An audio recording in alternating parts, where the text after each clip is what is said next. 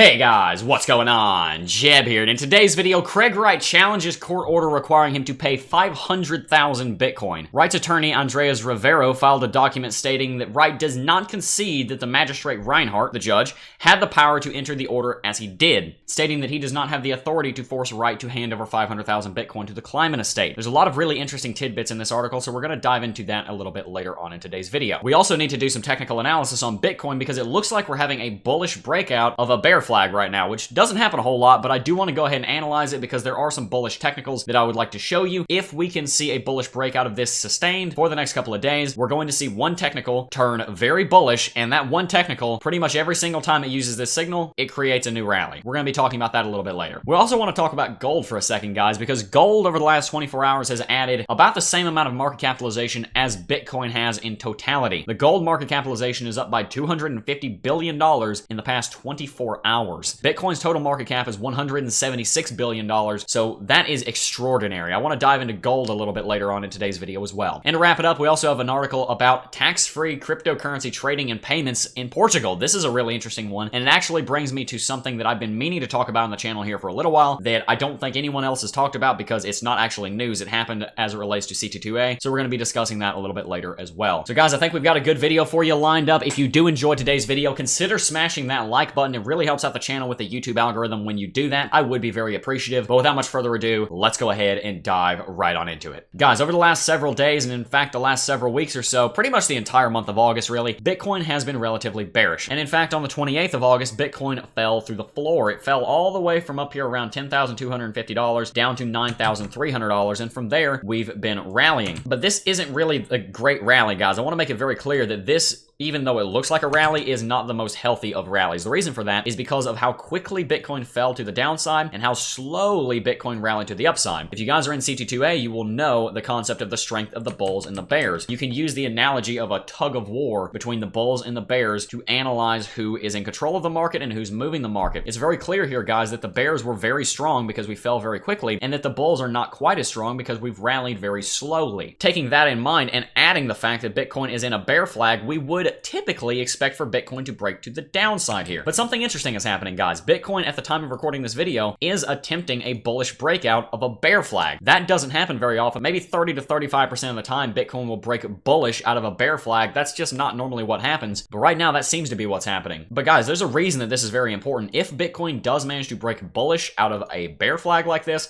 it's probably going to rally up to around $10,000 right in here. And if we break it, then that could be extremely bullish for Bitcoin. Let me show you why. That technical that I was talking about, guys, it's the MACD. Check this out. Every single time that Bitcoin has a bullish cross on the MACD, it sees a new rally start. We're converging bullish on ourselves right here, and if we do see a bullish cross, it's likely going to start a rally. If you guys are in CT2A, you will also know that understanding the strength of an indicator has a lot to do with how many people are looking at the indicator and what the price history of that indicator has looked like. I think we all agree that MACD is a commonly used indicator, and also if we look at history here, every time MACD crosses bullish, right here we saw one and Bitcoin saw a rally. Every single time it crosses bullish, right here we saw one, it caused a rally. Bitcoin moves into a rally. Right here we saw a bullish cross and Bitcoin moved into a rally. You can look back on history for years and you will see this trend over and over and over again. It's nothing new. When Bitcoin has a bullish cross on the MACD, it typically correlates with a new uptrend. And that's why the point that we're at is so important right now, guys. If Bitcoin does manage to follow through on this little bullish breakout it's having, moves up to 10K, and can even just so much as stay at or around $10,000 for the next 2 to 3 days, we're almost invariably going to see a bullish cross on the MACD. Guys, it's already converging on itself. If we trade sideways, MACD has a tendency to revert to the zero level on the histogram. It's going to have a bullish cross, and that could be all the strength we really need to start a new uptrend. Now, guys, I personally still would like to see Bitcoin come down to $8,700 because if we don't do it now, I think we're going to have to do it later. But if we don't do it, that's okay. And to be quite honest, guys, we have been in a downtrend for quite some time. It wouldn't surprise me if this were a temporary bottom.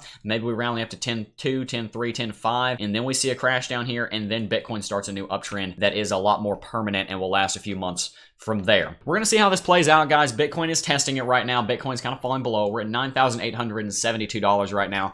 If Bitcoin is able to break bullish out of this and we see a lot of price action, hopefully I'll be able to do a live stream to keep you guys updated. But for now, I want you guys to understand that this could be a critical decision point for Bitcoin, so keep an eye on it on your charts. Anyway, guys, with the technical analysis out of the way, let's dive into this news story. Guys, I find this pretty interesting. If you don't, there are quite a few other more interesting things that we need to discuss in today's video. If you've heard enough about this story, I understand, but I do want to dive into this because this is an important update to it. Self-proclaimed creator of Bitcoin, Craig Wright, wants to challenge a recent court order requiring him to pay 500,000 Bitcoin to the Kleiman estate. Reinhardt, the judge, did not have the power to enter the order, Wright says. On August 30th, Wright's attorney Andreas Rivero filed a document with the United States District Court for the Southern District of Florida asking for a 14-day extension of time to file a motion with the court district judge challenging Reinhardt's order issued on August 27th. That was a bunch of legalese speak, guys. I feel like my head's gonna blow up, but that's okay. Let's keep going. In this document, Rivero stated that Wright does not concede that Magistrate Reinhardt had the power to enter the order as he did, adding that Wright's lawyer team will need an additional 14 days to address the legal validity of the order. In support of the request, Wright's legal team cited a major hurricane, that of course being Hurricane Dorian, threatening Central and South Florida as one of the reasons to enlarge the time for challenging Reinhardt's order. I'm not going to read through all of this. I'm going to kind of stop it here actually, but I want you guys to understand that they are trying to extend this. They are trying to get an extension because they want to challenge this, so there's probably going to be more news about this coming in the future.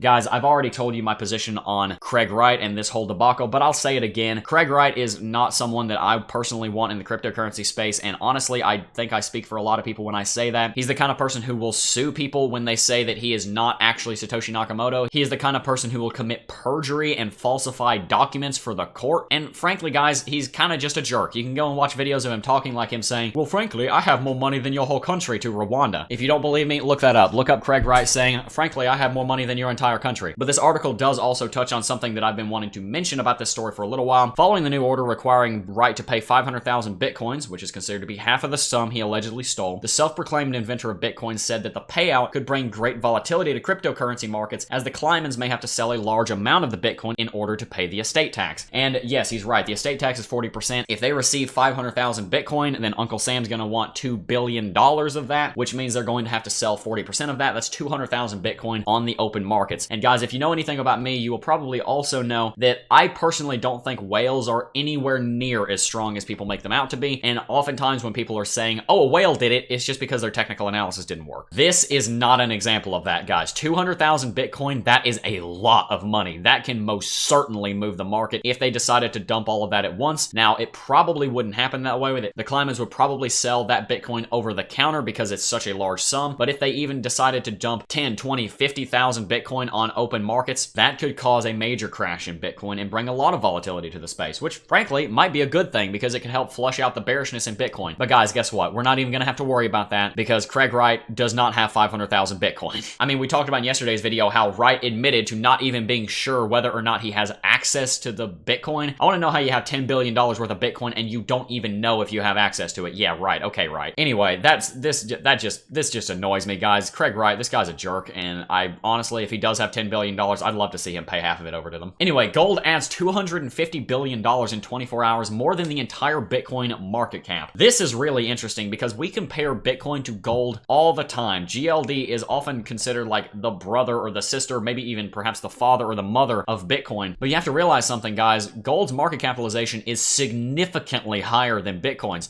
All of Bitcoin's market cap is $175 billion. Gold is worth $7.5 trillion. So a 5% move in gold can represent a gigantic change in market capitalization. And in fact, gold moved around 2% in the span of just 24 hours. If you do some math on that, that puts gold adding between $150 to $250 billion of market capitalization in the span of one day. And the main reason I bring this up is not because I'm interested in what gold's doing, although I am. Gold is in the middle of a major breakout. I'll show you that. As you guys can see, if you're not familiar with the gold chart, gold is currently getting above a level of resistance at 130 that it had been testing for like 4 or 5 years. This is a big thing. We can see that gold's adding a lot of position here. Like I said, it's not because the gold is rallying that I'm interested in this. I'm interested in this because of what it means for Bitcoin. Guys, you have to understand that Bitcoin is still in its infancy. Bitcoin is so young. People think I'm crazy when I say Bitcoin's going to go to $100,000 or $200,000 or $1 million. Guys, if Bitcoin had the same market capitalization of gold, let's do some math real quick. If you divide 7.5 trillion, that's 7,500 billion, divided by $176 billion in Bitcoin, that means that gold's market capitalization is 42.6 times higher than Bitcoin. Multiply gold's market capitalization multiplier by the current price of Bitcoin, which is around $10,000. Guess what? You get yourself a $425,000 Bitcoin if gold and Bitcoin were to have the same market capitalization. And guess what, guys? Gold is a store of value. Bitcoin is a global currency. If Bitcoin fulfills its purpose in the next 20 years, it's going to be much, much higher than that. So yes, can Bitcoin go to $1 million? Absolutely. This is why this stuff is so interesting to me, because this is where we're headed, guys. I know a lot of people don't believe me. Even people that are in the cryptocurrency space, they doubt whether or not what I'm saying is true. But I will tell you, Bitcoin has the path before it to be able to add hundreds of billions of dollars, if not over $1 trillion in market capitalization within the next decade, guys. There is so much room to run. Gold is living proof of that. So with that said, guys, let's move on to our last news story here. Crypto trading and payments are tax-free in Portugal. Now, I want to talk about this, but I also want to talk about something that happened with one of our students in CT2A who is from Portugal a little while ago. In a surprise move, Portugal's tax authority stated this week that cryptocurrency trading and payments are tax-free. The exchange of cryptocurrency for fiat transfers is exempt from the VAT tax, reported Portugal's business newspaper. Let's see here, Jornal de Negocio, I think. I don't know if I got that right. The local tax authority had already clarified that income received in cryptocurrency is not subject to tax. The new clarification confirms that both cryptocurrency trading in real currencies and remuneration in cryptocurrencies are exempt